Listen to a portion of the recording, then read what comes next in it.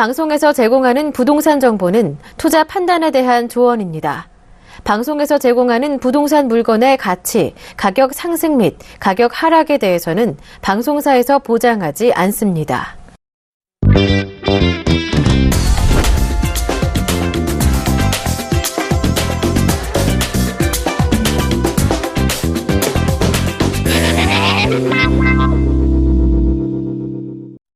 엄선된 매물 준비하셨더니 문배동 매물, 제가 사고 싶어서 혼났습니다. 너무 좋던데요? 네, 맞습니다. 정말 용산권을 찾아보기 힘든 그런 아파트 매물이었고요. 소장님 매물도 목동 매물 만만치 않던데요. 좋죠. 네, 맞습니다.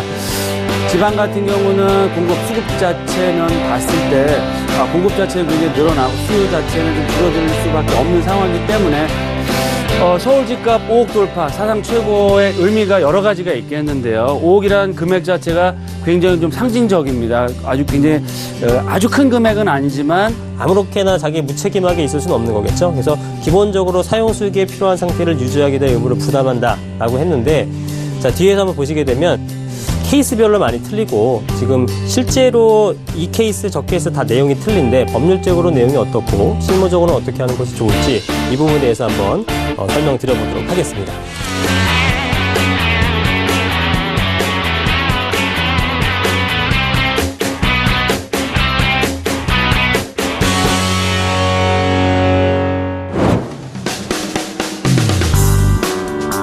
예, 안녕하세요. 부동산 특강 부동산 알부자의 이승훈 발권입니다.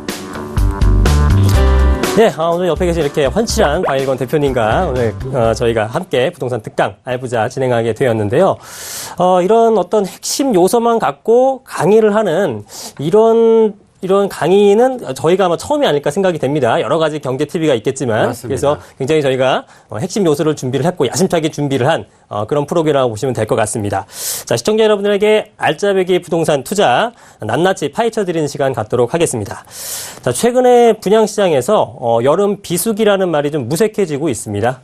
장마철이고 또 무더위가 기승을 부린 여름철임에도 불구하고 여러 건설사가 많은 공급 물량을 내놓기 때문이기도 하고요. 또 좋은 매물을 찾는 부동산 투자자들도 상당히 늘어났다고 합니다. 자, 대표님. 네. 작년과 같은 부동산 화랑 어떻게 올해도 이어질 수 있을까요? 네, 올해는 그 부동산장의 주 키포인트는 두 가지인 것 같습니다. 초저금리 시대와 전셋값 상승을 예를 들 수 있겠는데요. 지역적인 차별화와 양극화 시장이 좀 더 심화된다라고 보시면 좋을 것 같습니다. 지방 같은 경우는 공급 수급 자체면 봤을 때 공급 자체는 굉장히 늘어나고 수요 자체는 좀 줄어들 수밖에 없는 상황이기 때문에 좀 약보합세를 예상해 볼 수 있겠고요. 수도권은 서울의 접근성, 특히 강남권까지 접근성이나 입지라든지 분양가에 따른 그런 차별화 장세, 강보합세를 예상해 볼 수 있겠습니다. 이에 비해서 서울권은 주택 공급할 수 있는 여력 자체가 주택 재개발이나 재건축밖에 없기 때문에 공급 자체도 굉장히 제한적이고요. 수요 자체는 굉장히 풍부합니다. 앞으로 늘어날 수밖에 없는 상황이고 또 저금리라는 그런 투자 수요까지 서울권으로 몰려들고 있기 때문에 서울권 같은 경우는 올 하반기 내년 상반기까지도 강세를 유지할 수 있다라고 볼 수 있겠고요. 자, 그래서 오늘 실수요자들을 위한 부동산 투자의 모든 것, 오늘 부동산 특강 알부자에서 무제한으로 제공해 드리겠습니다. 네, 1부에서는 박일권 대표님과 함께 현재 부동산 시장의 이슈와 오늘 첫 시간으로서 특별히 엄선된 매물 준비하셨다고 합니다. 매물 소개 받도록 해보고요. 2부에서도 저와 함께 부동산 관련 문제점들 해결해보고 각 지역에 숨겨져 있는 특급 매물 확인해보는 시간 갖도록 하겠습니다. 소장님. 네. 알부자가 무슨 뜻인지 아시죠? 물론입니다. 알짜배기 부동산 투자입니다. 자, 그럼 부동산 특강 알짜배기 부동산 투자 알부자 지금 바로 시작하겠습니다.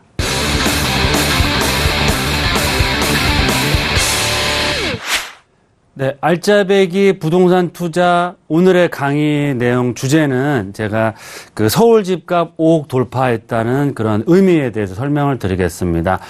다들 아시겠지만 최근에 이제 서울권의 집값 상승이 굉장히 가파라지고 있는데요. 재건축을 위주로 한 그런 강남권의 그런 가격 상승폭이 굉장히 커지고 있습니다. 거기에 따른 도심권의 그런 아파트의 매매가 또한 추종으로 해서 올라가고 있다라고 말씀을 드릴 수 있겠고요. 거기에 따른 내용과 앞으로의 투자 방향에 대해서 잡아드리는 시간을 갖겠습니다. 제가 좀 자료를 좀 준비했는데요. 이동을 해서 보시면 서울 집값 5억 돌파 사상 최고의 의미에 대해서 자료를 좀 준비를 해봤습니다. 보시면 서울 집값 5억 돌파 사상 최고의 의미가 여러 가지가 있겠는데요. 5억이라는 금액 자체가 굉장히 좀 상징적입니다. 아주 굉장히 아주 큰 금액은 아니지만 일반적인 그런 서민들 입장에서는 굉장히 좀 부담이 되는 가격대일 수도 있다라고 보시면 좋을 것 같고요. 제가 데이터를 준비를 했는데요. 서울 주택 평균 매매 가격이 전국적으로는 약 한 3억 정도 된다고 보시면 좋을 것 같고요. 서울 같은 경우는 말씀드린 대로 5억, 그리고 강북은 4억 1,000만 원대, 그리고 강남권은 거의 6억대에 가깝습니다. 그래서 각 남북을 좀 평균 내보면 5억을 돌파했다라고 보시면 좋을 것 같고요. 이 주택 가격 5억이란 것은 단순히 아파트뿐만 아니고 단독주택이죠. 단독주택, 그리고 다세대 주택도 포함된 내용입니다. 그래서 서울 시내 그런 주택 가격들이 5억을 돌파하고 여러 가지 그런 전고점을 돌파하고 있다라고 보시면 좋을 것 같고요. 서울주택 아파트 말씀드린 대로 단독 다세대 주택을 포함한 가격이 5억이 넘어갔다는 내용이고요. 2008년도 금융위기가 터진 후에 가격 조정 한 20% 이상 전체적으로 받았고요. 2010년도, 11년도에 바닥을 찍고 상승폭은 굉장히 미미했습니다. 하지만 본격적인 상승이 어디서부터냐? 2014년, 한 2년 전부터죠. 2014년도부터 말부터 본격적인 상승을 보이고 있다라고 보시면 좋을 것 같고요. 지역적으로 보시면 강남 3구가 시세를 주도하고 있다라고 보시면 좋을 것 같습니다. 강남 3구 중에서도 이 재건축 아파트겠죠. 그 이유는 뭐냐면 다들 제가 이제 방송에서 늘 말씀드리지만 초저금리 시대에 안전자산을 선호하는 그런 투자 자금 자체가 강남권에 특히 안정적이면서도 시세 차익 거기다 플러스 실거주까지 또 할 수 있는 강남의 재건축 아파트로 유동자금 자체가 굉장히 몰려들고 있다라고 보시면 좋을 것 같고요. 지금 트렌드 자체가 초저금리 그리고 올 하반기에 20조 이상의 그런 부양책을 쓸 예정이죠. 근데 이런 상황 자체는 우리나라뿐만이 아니고요. 미국이나 중국 그리고 EU라든지 일본 같은 전 세계적인 트렌드입니다. 그 얘기는 뭐냐면 저금리 마이너스 금리의 유동성 공급, 즉 은행에서 돈을 찍어내고 있습니다. 그런 인플레이션의 수혜를 바로 얻는 그런 종목이 어디냐? 바로 부동산 시장이고요.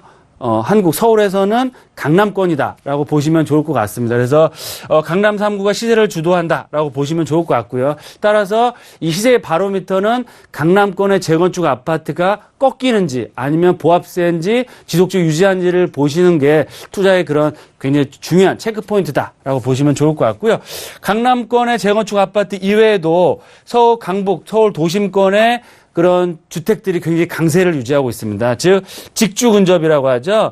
직장과 거주가 가까운 지역들, 특히 최근에 이제 마포권이요, 그리고 마포 바로 도심권에 가까운 서대문권 개발 계획이 계속적으로 나오고 있는 용산과 동대문권, 이 도심권을 대표하는 지역이다라고 보시면 좋을 것 같습니다. 그래서 투자의 방향 자체도 마포권이나 서대문, 도심권, 미래가치 풍부한 용산권, 그리고 직주 근접 임대 수요가 굉장히 풍부한 그런 지역 중심으로 해서 투자를 방향을 잡으시는 게 굉장히 좋을 것 같다라고 말씀을 드리겠고요. 이유는 말씀드린 최저금리 1.25%입니다. 그리고 앞으로 올 하반기에 또 저금리 시대가 계속적으로 유지될 거로 예상이 되고요.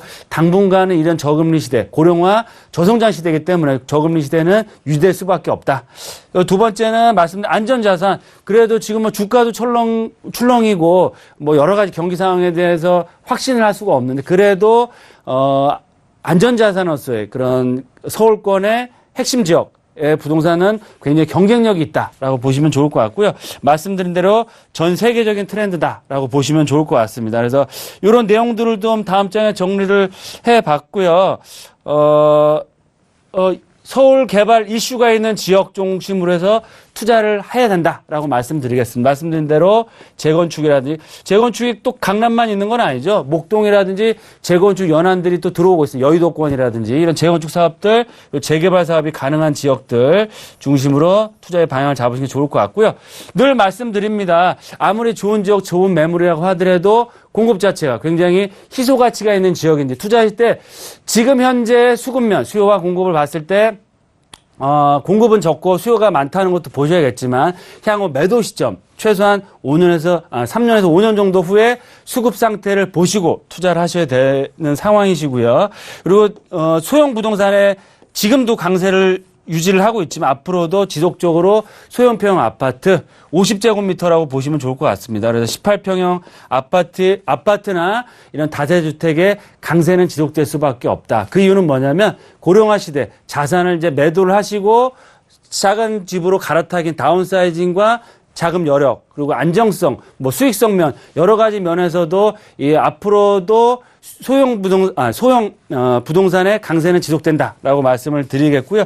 따라서 투자를 하실 때는 과거처럼 토지라든지 상가라든지 아파트라든지 이게 분산 투자 이렇게 하지 마시고요. 가급적 도심권에 월세 수익이 나오는 소형 부동산 위주로 투자를 하셔야만 안정적인 그런 수익도 얻을 수 있고요. 또 노후 준비도 할 수 있고 어떠한 그 경기의 불확실성이 온다고 하더라도 헤쳐나갈 수 있는 그런 부동산에 투자할 수 있는 방법이다라고 제안을 드리겠습니다.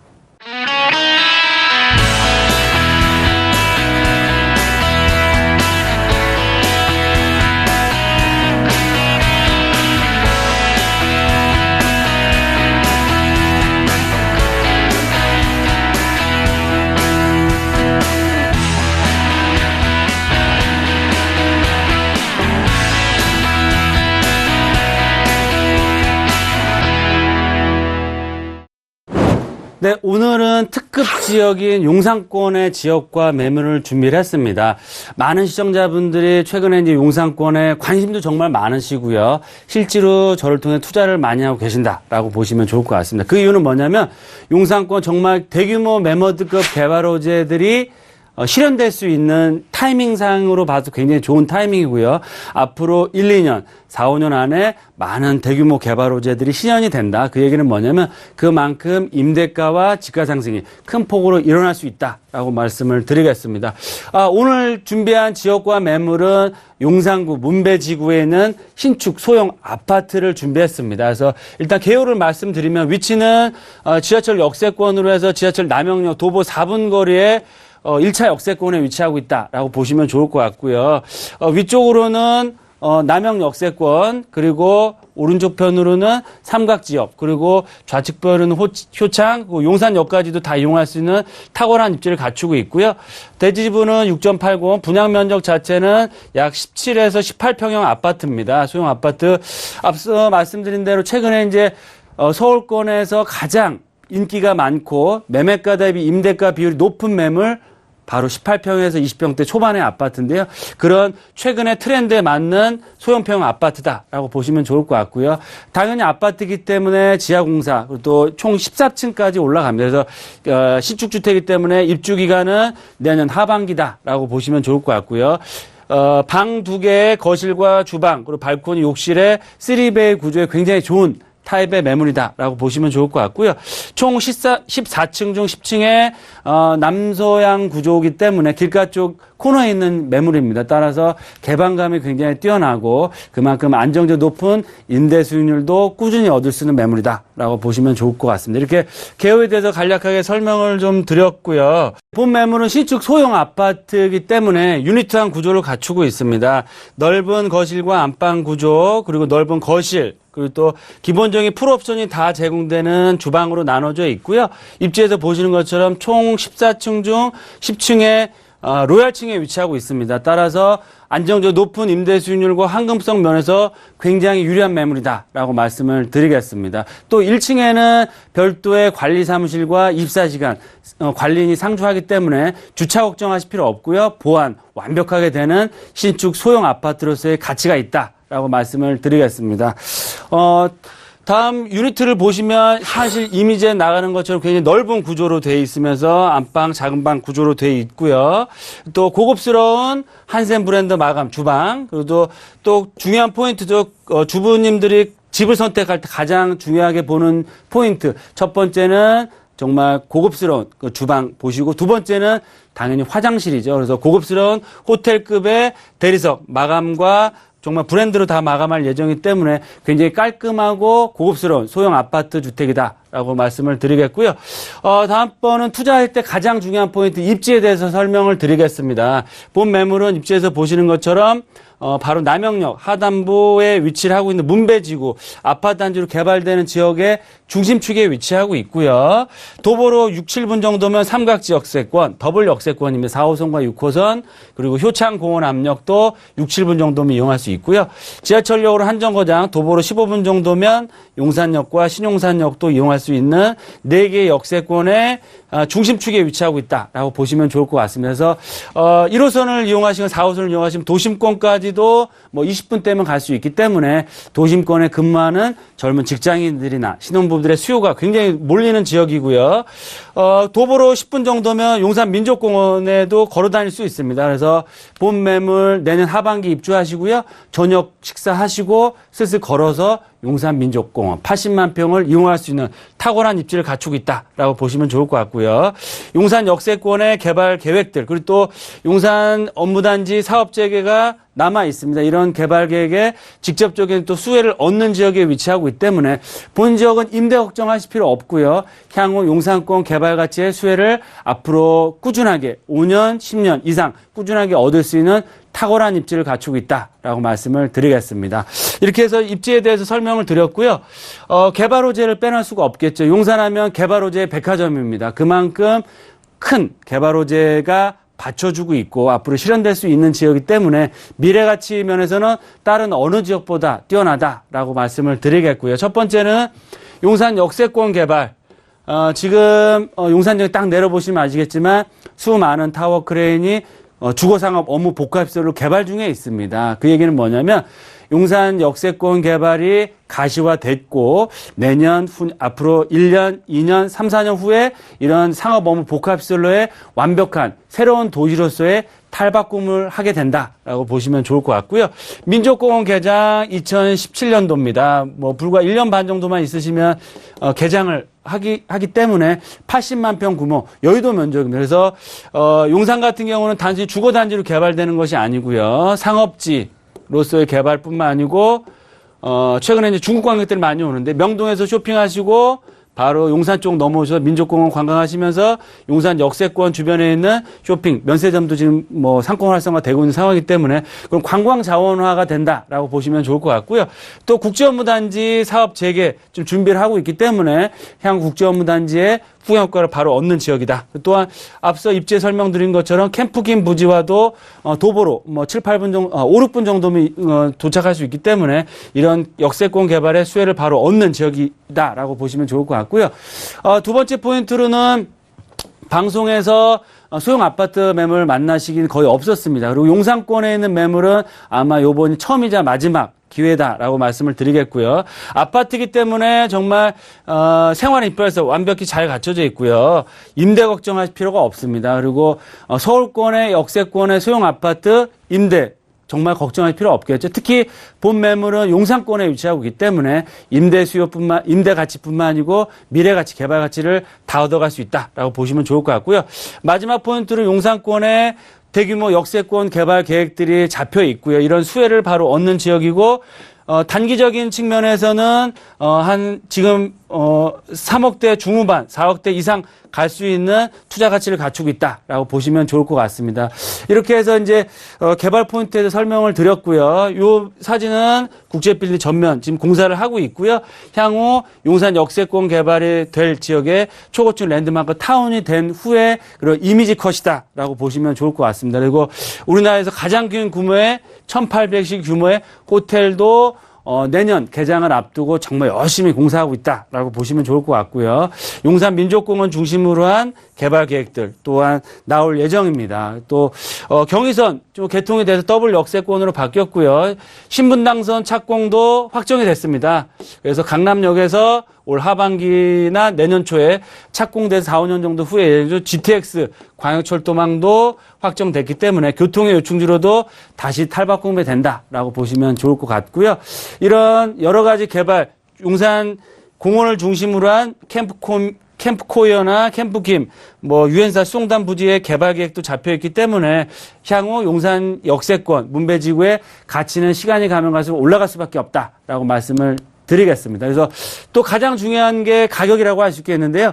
다세대주택 가격밖에 안 됩니다. 매매가 아파트, 소형 아파트임에도 불구하고 3억 2천만 원이라는 정말 경쟁력 있는 매매가고요. 전세를 오셔서 예상 전세가는 약 2억 6천만 원 정도 예상해 볼 수 있습니다. 그리고 월세 수익형 부동산 투자한다고 했을 때는 보증금 3절 월세는 100만 원 이상 받을 수 있다라고 보시면 좋을 것 같기 때문에 실투자금 자체도 5, 6천만 원대 월세를 활용할 때는 8천만 원대라는 수익으로 해서 안정적으로 높은 임대 수익을 꾸준히 얻을 수 있다라고 말씀을 드리겠고요. 좀 정리를 해드리면 본 매물은 용산권의 개발 가치, 미래 가치를 다 가지면서 시소 가치가 있습니다. 용산권의 거의 마지막 소형평 아파트로서의 재산 가치가 굉장히 뛰어나다라고 보시면 좋을 것 같고요. 지금 매매가 3억대 초반의 가격이지만 내년 하반기 입주할 시점에는 3억대 후반, 그리고 앞으로 3, 4년 후에 용산 개발의 수혜를 얻는다고 했을 때는 4억대 중후반까지 돌파할 수 있는 그런 가격 경쟁력을 갖춘 매물이다. 따라서 소액 투자, 안정적 높은 임대 수익률, 그리고 또 용산권 개발에 따른 큰 폭의 시세 차익까지 두루두루 얻어갈 수 있는 정말 매력적인 매물이다라고 정리해 드리겠습니다.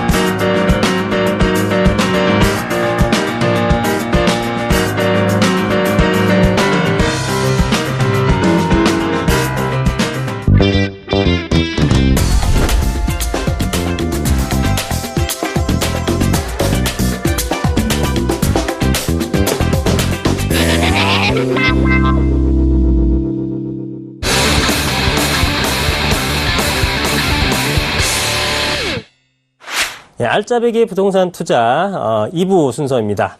자, 2부 부동산 특강에서는요. 이사할 때마다 고민되는 도배 장판.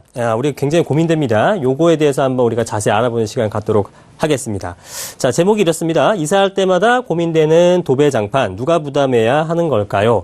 이게 참 케이스별로 많이 틀리고 지금 실제로 이 케이스 저 케이스 다 내용이 틀린데 법률적으로 내용이 어떻고 실무적으로는 어떻게 하는 것이 좋을지 이 부분에 대해서 한번 설명드려보도록 하겠습니다. 자, 일단은 좀 법적인 내용을 살펴봐야 됩니다. 자, 우리가 관례가 있고 또 이제 법이 있는데, 일반적으로 관례로 해결되면 좋겠습니다만, 그게 관례로서 상충이 됐을 때, 협의가 안 됐을 때는 법이 우선이게 되겠죠. 그래서 법률적으로 어떤지 한번 보시면 좋을 것 같아요. 법 나온다고 너무 골치 아프다고 채널 돌리지 마시고, 어차피 공부하려고 지금 보시고 계신 거니까 잘 알아주시면 좋을 것 같아요.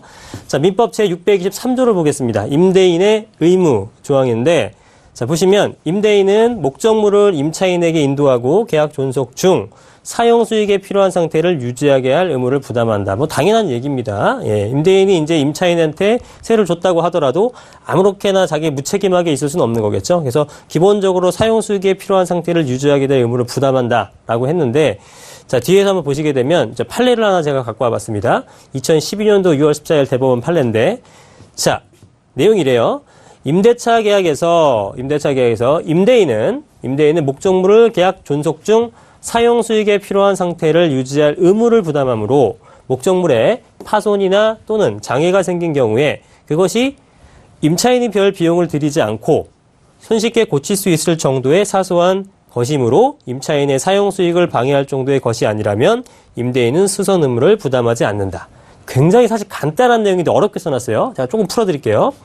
결론은 이겁니다. 자, 쉽게 얘기해서 사소한 것, 임차인이 별 비용을 들이지 않고 손쉽게 고칠 수 있을 정도, 기준을 보는 거예요. 그래서 임차인이 사용이나 수익을 방해할 정도의 것이 아니라면 임대인은 고쳐줄 의무가 없다라는 겁니다. 그러니까 쉽게 얘기해서 사소한 것이면은 임대인이 고쳐줄 의무가 없다. 이렇게 생각하셔도 돼요. 작은 것들. 그죠? 뭐 문고리 하나가 조금 고장났다든가, 뭐가 문에 기스가 났다든가, 이런 거 일일이 임대인이 해줄 수가 없겠죠? 그런 거 정도는 사용을 하고 있는 임차인이 하란 얘기입니다, 결국은. 그렇죠? 예. 임대인이 수선 의무를 부담하지 않기 때문에. 불편한 놈이 하나 이겁니다. 예. 그런 내용이었고. 자, 그러나, 그것을 수선하지 않는다면 임차인이 계약에 의해서 정해진 목적에 따라서 사용 수익할 수 없는 상태가 된다면 임대인 수선 의무를 부담한다. 자, 무슨 얘기냐?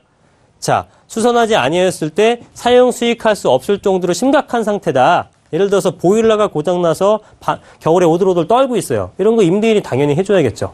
임차인이 인위적으로 파손시켰다 그러면은 그건 책임 소재를 임차인한테 가야겠지만, 어떤 오래돼서 망가졌다. 이런 것들에 대해서는 당연히 임대인에게 의무가 있다라고 명시를 한 겁니다. 그래서 사용 수익할 수 없을 정도의 그런 심각한 것들에 대해서는 그때는 임대인이 수선 의무를 부담한다. 그러니까 집주인이 수선 의무를 부담한다는 겁니다. 그래서 기준을 명확하게 잡아줬죠. 작고 사소한 것을 정도는 그냥 임차인이 네가 그냥 하고, 좀 중대한 것들, 이걸로 인해서 네가 불편함을 초래할 것인데 임차인의 어떤 귀책 사유가 없는 망가진 것들에 대해서 심각한 것은 임대인이 고쳐줘라. 이제 그런 내용입니다. 자, 뒤로 한번 넘어가 볼게요. 자, 민법 제309조 먼저 보겠습니다. 여기서 여러분들이 모르시는 게 하나 나올 거예요. 자, 전세권자 유지 수선 의무입니다. 그러면 전세권자는 목적물의 현상을 유지를 하고 그 통상 관리에 속한 수선을 하여야 한다라고 명시가 돼 있죠. 그럼 우리가 지금 내용은 뒤에 건 이해가는데 그럼 과연 이 전세권자가 누구냐 이거죠. 예, 전세권자가 누군지 헷갈립니다. 전세권자, 전세권 설정자 이런 얘기가 나오는데 쉽게 얘기해서 전세권자는 임차인이죠. 임차인. 자, 임차인이 등기를 하는 임차인들이 있습니다. 예. 그래서 보통은 이제 주택임대차보호법에 의해서 미등기 전세의 준용. 그러니까 미등기 전세라는 얘기가 나쁜 뜻이 아니라 등기를 하지 않은 전세. 여러분들 일반적인 전세했을 때 주택임대차보호법상 전입신고 확정일자하고 이주하게 되면 법의 보호를 받죠. 주택임대차보호법의 법외를 받는 건데, 예, 그렇지 않고 민법상 전세권을 설정을 할 수도 있습니다. 예. 그렇게 됐을 경우에 차이점이에요. 그러면 주택이 등기를 하지 아니한 전세계약, 그러니까 일반 전세계약 생각하시면 돼요. 99% 이상의 일반 전세계약 같은 경우에는 이 법을 준용한다. 이 경우 전세금이 임대차 보증금으로 한다. 자, 차이점이 뭐냐 보세요. 전세권자와 일반 전세는 지금 다르게 지금 그 책임 의무를 부여를 하고 있는 겁니다. 자, 보십시오. 여기서 한번 볼게요. 자, 전세권자는 목적물의 현상을 유지하고 그 통상의 관리에 속한 수선을 하여야 한답니다. 전세권자가 누구라 그랬죠? 임차인이에요. 임차인인데 이 사람이 목적물의 현상도 유지하고 통상의 관리에 속한 모든 수선을 하여야 하는 겁니다. 이해되시나요? 그러니까 전세권을 설정하게 되면은요, 지금 우리가 일반 전세 같은 거는 확정일자를 받는다고 말씀을 드렸고, 그 다음에 이에 반해서 똑같은 전세를 들어갔는데 전세권 설정을 한 사람이 있어요. 이게 바로 전세권자입니다. 이게 전세권자가요, 더 강력한 힘을 발휘한다고 착각하시는 분이 있는데요. 전혀 그렇지가 않습니다. 확정일자 받고 전입신고하는 것과 전세권을 설정하는 것은요, 효력이 똑같습니다. 큰 차이가 없어요. 괜히 돈 들여서 전세권 설정할 필요가 없습니다. 여러분들 전혀 할 필요가 없고 오히려 이렇게 통상 의무까지 부여를 받기 때문에 더 골치 아파요. 안 하시는 게 좋겠습니다. 자, 그래서 전세권자와 일반 전세는 이렇게 그 법에서 책임 부여 소재가 다르다. 내가 임차인 입장이라면은 굳이 전세권 설정할 필요가 오히려 없다라고 보시면 됩니다. 효력은 똑같은데 책임감은 더 크게 갖는 거예요. 자, 결론 한번 내볼게요. 자, 이사할 때마다 고민되는 도배장판 누가 할 것인가? 자, 결론은 뭐냐면 이겁니다. 일단 첫 번째. 누가 부담하는 것은 법으로 정해진 바는 없어요. 도배장판 누가 할까? 그게 법제화될 리가 없겠죠? 당사자 간의 합의가 우선입니다. 임차인이 하기로 했으면 임차인이 하는 거고, 임대인이 하기로 했으면 임대인이 하는 거고, 그냥 반반 하기로 했다. 아니면 30대 70%로 하기로 했다. 뭐 정하기 나름입니다. 어찌됐건 협상이 있었다면 그 협의가 무조건적인 우선 대상이 되는 거겠죠. 네, 법에 명기된 게 없기 때문에. 근데 협의를 안 했어요. 미리 합의를 안 한 상태에서 충돌이 일었을 때 이제는 법으로 가야겠죠. 자, 이랬을 때 어떻게 되는 거냐면, 자, 아무런 합의가 없었을 때에는 등기부에 전세권 올린 경우, 똑같이 전세인데 등기부에 전세권 설정한 사람들 있죠? 예. 굳이 돈 들여서 쓸데없이 전세권 설정하신 분도 있어요. 이거 하실 필요 없습니다. 법률적으로 봤을 때는. 이런 분들은 오히려 누가 부담하느냐? 임차인이 다 부담하게 되는 겁니다. 그렇죠? 근데 우리가 보통 일반적인 전세라고 제가 표현을 했는데, 일반적인 전세나 월세 같은 경우, 확정일자 받으시는 분들, 이런 경우에는 임대인 부담이라고 보면 됩니다. 웬만한 것들은. 근데 아주 사소한 거 있죠? 예, 아주 사소한 거. 그런 것들은 그냥 알아서 처리하시면 됩니다. 예, 실무적으로 그렇게 보시면 되고, 두 가지 차이점을 아시겠죠? 일단, 전세권자와 일반 전세가 틀리다라는 것. 그 다음에, 일반 전세나 월세에서는 임대인 부담과 임차인 부담이 기준이 갈리는데, 그게 사소한 것이냐, 아니면 내가 사용 수익하기 불편할 정도의 것이냐, 요 차이에서 이제 그 책임 소재가 걸러진다. 그러면 결론은 뭐냐? 도배장판 누가 해주는 거냐면요. 요거는 보통 전세는 우리가 관례적으로는 임차인이냐고 월세는 임대인이냐고 이렇게 돼 있는데, 그것이 아니라 전세든 월세든 간에 보통 임대인 쪽에서 부담하는 쪽으로 법에서는 봅니다. 예, 사용수익 하는데 불편하니까 이걸 안 해주면. 그래서 도배장판에서는 원래 임대인이 해주는 게 법률적으로는 맞다. 그러나 일단 협의를 하시는 것이 우선적이 되겠다. 합의를 하더라도 법의 내용을 알고 합의하시게 되면 훨씬 더 유리한 협상을 이끌어낼 수가 있겠죠. 그걸 아시고 앞으로 이제 도배장판 어떻게 할지 보시면 될 것 같습니다. 자, 첫 번째 강의 마쳤고요. 제가 세미나 안내를 좀 해드릴게요. 자, 주제는 2016년도 하반기 부동산 시장 전망 및 소액 투자법에 대해서 상세하게 설명드리겠습니다. 하반기 어떻게 움직이는지 자세하게 설명드릴 겁니다. 자, 매주 목요일 날 오후 2시부터 4시. 이 주제는 한두 주밖에 안 할 거기 때문에 오셔갖고 하반기 어떻게 움직이는지 자세히 보셔도 될 것 같아요. 목요일 날 2시부터 4시고요. 9호선 신논현역 3번 출구에서 한 5분 정도 거리입니다. 도보 5분 정도 있는 거평타운 3층 저희 연구소에서 진행을 할 겁니다. 미리 연락을 꼭 주셔서 예약 잡고 오시면 될 것 같습니다. 02-542-0086번 02-542-0086번으로 전화 주셔서 미리 예약 접수하시고 오시면 저 만나실 수 있습니다.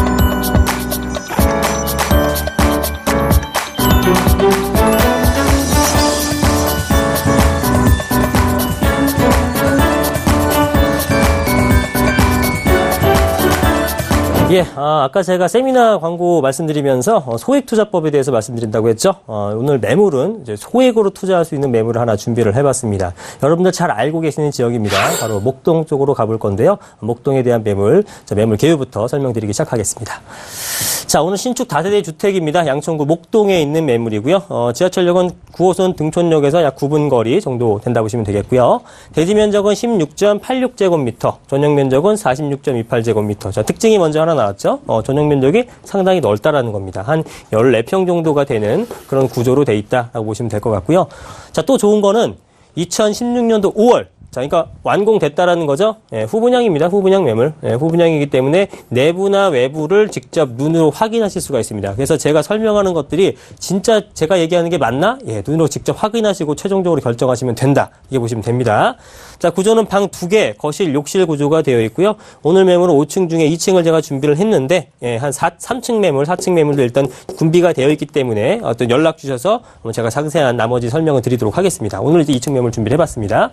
자, 후분양이기 때문에 어떤 조감도라든가 이런 것이 아니고요. 실제 매물의 사진을 제가 찍어 왔습니다. 내부의 모습이죠. 예, 깔끔합니다. 예, 깨끗한 모습으로 보여 있고, 완공된 지 한두 달밖에 안 되기 때문에, 지금 이제 깨끗한 내부의 모습을 볼 수 있습니다. 자, 오늘 사진으로 보시고 실제 눈으로 한번 확인해 보시면 더더욱 좋겠죠. 자, 이렇게 한번 보시면 될 것 같고요. 자, 목동 모르시는 분은 없겠지만 혹시나 해서 이제 입지적 여건을 한번 살펴봐 드리겠습니다. 전체적인 서울시의 모습이고요. 지금 여기가 이제 여의도가 됩니다. 자, 이쪽이 여의도.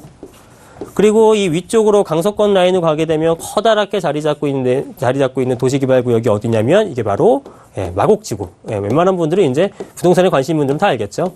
자, 그리고 목동이 어디 있느냐? 이 마곡지구와 여의도 그 중간쯤에 있는 것이 바로 목동입니다. 여기가 목동이고 오늘의 매물지가 있는 곳이라고 보면 되겠죠.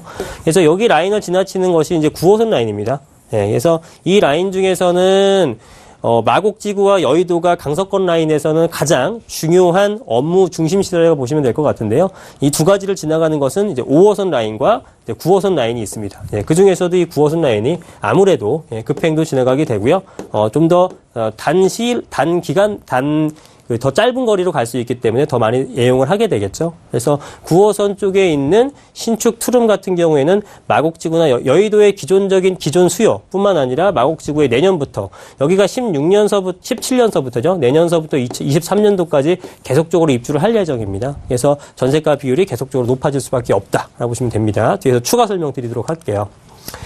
자, 개발호재 포인트 한번 설명드리겠습니다. 이 사진 보시게 되면 어디인지 딱 아시겠죠? 예, 서울에 있는 섬이죠. 여의도입니다. 자, 여의도의 모습이고 또 여의도의 실제 그 외관의 모습들입니다. 그래서 굉장히 많은 회사들, 금융권 회사들이 있는 곳이 바로 여의도인데, 보시다시피 지금 오래된 낡은 아파트들밖에 없기 때문에 여의도에 근무하시는 분들은 여의도에 거주하시는 분들이 거의 없습니다. 어디 근무하냐면 대부분 목동 쪽에 근무를 하시게 되겠죠. 그래서 이런 수요들이 탄탄하게 받쳐주고 있는 상황이다라고 보시면 됩니다. 뒤에 설명드리겠지만 오늘 매매가가 1억 9,500만 원이었고요. 예, 전세가가 얼마냐면 1억 9천만 원입니다. 얼마 투자다? 500만 원 투자가 되겠죠. 전세가 비율이 97.5%입니다. 우리가 소액 투자 많이 얘기 들어보셨지만 이 정도 소액 투자는 정말 저도 보기 힘들 정도로 굉장히 저렴하게 나왔다라는 거죠. 전세가라는 건 어떻게 인위적으로 조정할 수 없고 실제로 사용을 하는 사람들의 사용 가치를 대변하는 금액이라면 거기에 맞췄을 때 매매 금액이 이 정도다. 굉장히 저렴한 매물이다라고 보시면 될 것 같습니다. 평수도 크고 신축이면서 코너변에 있는 풀옵션 매물입니다. 자, 요거 빼어날 수가 없습니다. 보시면 아시겠지만, 조감도의 모습인데, 여기가 어디냐면, 이제 마곡지구입니다. 자, 마곡지구의 조감도의 모습이고, 마곡지구의 토지이용 개발도의 모습입니다. 자, 보시면, 여의도 면적이 2배 정도 되는 굉장히 큰 공원이 조성되고 있고요. 이 주변 일대로는 전부 다 거대한 회사들이 들어오고 있습니다. 우리가 얘기만 하면 익히 알 수 있는 그런 메이저급 회사들이 상당히 많다라고 보시면 될 것 같아요. 자, 그런데 이게 뭐냐면, 아까도 설명드렸지만 지금 한창 공사 중입니다. 그래서 17년서부터, 내년서부터 한 2023년 정도까지 입주를 하게 되는데, 상주 인구 한 15만 명 정도 이상 들어온다고 합니다. 15만에서 19만 정도가 들어오게 되는 거죠. 이거를 한 3인 가구로 봤을 때, 보통 한 5만에서 한 6만 가구 이상 공급돼야 되는데 공급할 땅이 없죠. 그렇기 때문에 전세가 비율이 대단히 높은 상태고 더 중요한 거는 마곡지구가 지금 입주하기도 전 상태에서 이렇게 높은 전세가 비율을 유지하고 있다면 내년서부터 전세가가 오르든 매매가가 오르든 가격 상승분은 굉장히 클 것이다. 그러면 우리 투자 금액이 500만 원이었을 때 이 투자금 대비한 수익률은 몇백 %가 충분히 될 수가 있겠죠. 전세가 상승분을 감안했을 때. 예, 그렇기 때문에 굉장히 매력적인 매물이다라고 제가 강조를 드리는 겁니다.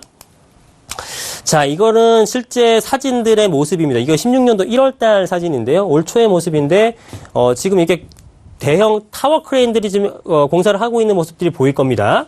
자, 이런 것들이 지금 다 공사가 되고 있어요. 현재 가보면 6개월 정도 지났기 때문에 더 많이 높이 올라갔겠죠. 내년에 좀 높이 올라간 고층 빌딩들이, 아까 여의도 같았던 금융권 빌딩들이 이렇게 들어오는 겁니다. 여기에 들어오는 상주 인구들 어마어마하겠죠. 예, 그래서 지하철 그 주변이라든가 신축 투룸 쪽으로 가장 많이 찾게 될 텐데 아무래도 전세가 비율이 상당히 높아지지 않을까 생각되고 이게 적어도 한 7, 8년 정도 지속된다고 생각한다면 투자금 대비한 수익률은 굉장히 클 것이다 라고 보여집니다. 자, 또 한 가지는 이렇게 보시게 되면 뒤에 있는 이건 뭐냐? 요거는 아파트들입니다. 아파트들. 그래서 아파트들 공급은 13년도나 14년도에 이미 다 공급이 완료가 됐어요. 네, 아파트의 공급은 이때 공급이 완료가 됐는데 사실 경기가 좋았으면 역시 회사들도 이때 입주를 하기로 했는데 경기가 안 좋았죠. 그러니까 뒤로 미루다 보니까 아파트 공급 시점과 그리고 실질적인 회사들을 근무하는 수요자의 시점이 약간 시간적 갭이 생겨버린 거예요. 그러니까 지금은 근데 벌써 아파트는 가격이 엄청나게 상승을 했죠. 그렇기 때문에 내년부터 들어올 이 수요들을 받쳐줄 곳이 없습니다. 그러니까 주변으로 외부 효과가 생길 수밖에 없겠고 그렇게 외부 효과를 받을 수 있는 가장 좋은 매물이 오늘의 매물이다라고 보시면 됩니다. 자, 요거는 이제 월드컵 대교입니다. 월드컵 대교가 이제 좀 늦어서서 2019년 내지 2020년도 완공될 걸로 보여지는데, 자, 이것은 상암동 쪽의 수요를 좀 끌어당기는 효과가 있을 것 같습니다. 그렇게 되면은 위쪽에 상암동 수요까지 충분히 끌어올 수 있기 때문에 더 많은 수요층이 양성될 것이다. 라고 보시면 됩니다. 자, 요것도 빼놓을 수 없겠죠. 서부간선도로 지하 구간입니다. 그래서 지금 보시면 목동IC 쪽 라인을 지나서 성산대교서부터 요 서부간선도로 요 구간대가 굉장히 병목 구간이었습니다. 엄청난 트래픽을 일으키는 현상이었는데 이것을 지화하게 되면서 여기에 교통편이 좀 좋아진다 그러면 아무래도 집가 상승이라든가 여러 가지 부동산에 긍정적인 영향을 미쳐서 우리 매물에도 영향이 있을 것이다 라고 봅니다. 자, 요거는 사업이 이미 들어갔죠. 예, 호재가 아니라 실제로 들어간 겁니다. 자, 매물의 개요를 한번 정리해 보겠습니다. 자, 매매 금액이 1억 9,500만 원. 자, 방 2개짜리 투룸이라고 말씀을 드렸고요. 말씀 못 드렸던 것은 풀 옵션이죠. 풀 옵션. 냉장고, 에어컨, 세탁기, 신발장, 인덕션 다 들어가 있고요. 그 다음에 코너변 매물입니다. 코너. 예, 코너변 매물이기 때문에 가시권이나 일주권도 대단히 좋죠. 또 한 가지는 우리 주차장 같은 것들에 대해서 보통 세대당 한 대씩 되기 힘들잖아요. 얘는 사실상 세대당 한 대씩 될 수 있는 그런 구조로 되어 있습니다. 눈으로 직접 확인해 보시면 됩니다. 자, 이것도 상당히 중요한 요소가 되겠죠. 이런 걸로 인해서 전세 금액은 현재 1억 9천만 원. 네, 그리고 월세는 3천에 80만 원 정도가 가능한 매물이다 보시면 됩니다. 자, 그러면 1억 9,500만 원이면은 최근에 2억대 중반대 어지간한 지역에서는 다 가격이 올랐죠. 근데 굉장히 저렴한 금액이다. 14평이라는 구조, 풀옵션 구조, 예, 그리고 여러 가지 장점이 있는 반면에 가격은 저렴하게 형성돼 있죠. 그래서 적극적으로 권해드린 매물이고요. 전세 시에는 500만 원 투자가 됩니다. 예, 정말 부담이 없죠. 그래서 소액 투자 희망하시는 분들, 그 다음에 임대사업자 내실 분들 굉장히 좋겠죠. 그리고 또 한 가지는 자녀분들의 명의로 사실 분들도 많으신데 그런 분들에게 좋을 것 같고요. 가장 좋은 거는 부동산을 아직 못 해보셨던 분들도 있을 거예요. 불안해서 떨어지면 어떡하나. 예, 이런 분들에게도 용기를 줄 수 있는 금액에 보시면 됩니다. 그죠? 부동산에 처음 투자하신 분들에게도 적극적으로 권해드릴 수 있는 매물입니다. 절대 떨어질 일 없어요. 걱정하지 마십시오. 자, 대출 금액 월세 시에는 1억 2,600만 원 정도 가능하셔서요. 전세 시에는 500만 원이고 월세 시에는 약 3,900만 원 정도가 투자가 되면은 약 월 40만 원 정도를 수익을 얻을 수 있는 40만 원에서 더 나오겠네요. 한 4만 원 정도 나올 수 있는 그런 매물이다라고 보시면 될 것 같습니다. 그래서 오늘의 매물은 굉장히 저렴하게 그리고 깨끗한 매물을 구할 수 있다. 이게 이제 포인트가 되겠습니다. 자, 오늘 강의와 또 이제 매물까지 말씀을 드렸습니다. 지금 여러분들에게 굉장히 좀 도움이 될 수 있는 매물을 준비하느라고 제가 엄선한 매물 중에 한 곳인데요. 실제로 도움이 많이 되셨으면 좋겠고요. 관심 있는 분들 연락 주시면 제가 나머지 부분 또 상세한 내용까지 말씀드리게 되고 또 2층부터 다양한 층이 준비되어 있으니까 이런 것도 제가 말씀드리도록 하겠습니다.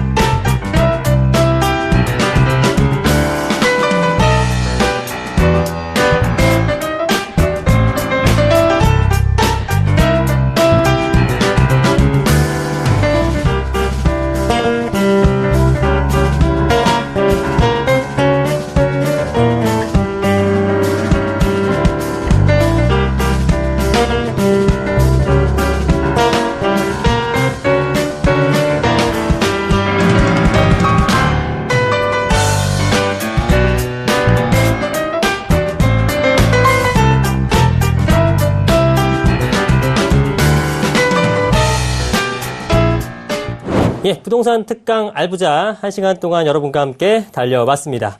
자, 시청자 여러분께 많은 도움 되셨기를 바라고요. 앞으로도 많은 시청 부탁드리겠습니다. 자, 그럼 대표님. 네. 오늘 정말 엄선된 매물 준비하셨더니 문배동 매물, 제가 사고 싶어서 혼났습니다. 너무 좋던데요? 네, 맞습니다. 정말 용산권을 찾아보기 힘든 그런 아파트 매물이었고요. 소장님 매물도 목동 매물 만만치 않던데요. 좋죠. 네, 맞습니다. 네, 매물에 대한 궁금사항 있으시면은요, 전화번호 1666-8657, 1666-8657번호 전화 주시고요. 무료 문자 또한 열려 있습니다. 013-3366-0110번으로 문자 주시면 저희가 부동산 관련된 질문사항 상세하게 답변 드릴 수 있도록 하겠습니다. 그래서 지금까지 시청해 주셔서 감사드리고요. 다음번에도 좋은 매물, 좋은 정보로 또다시 인사드릴 수 있도록 하겠습니다. 감사합니다.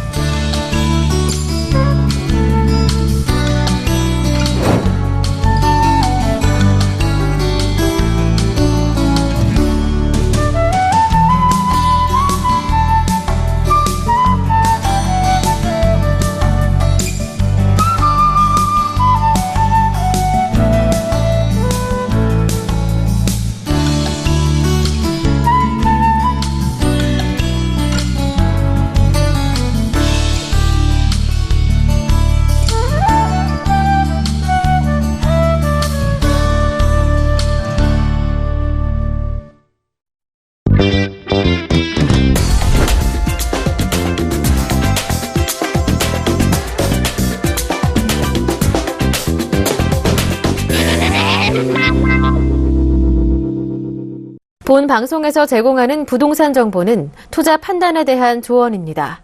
방송에서 제공하는 부동산 물건의 가치, 가격 상승 및 가격 하락에 대해서는 방송사에서 보장하지 않습니다.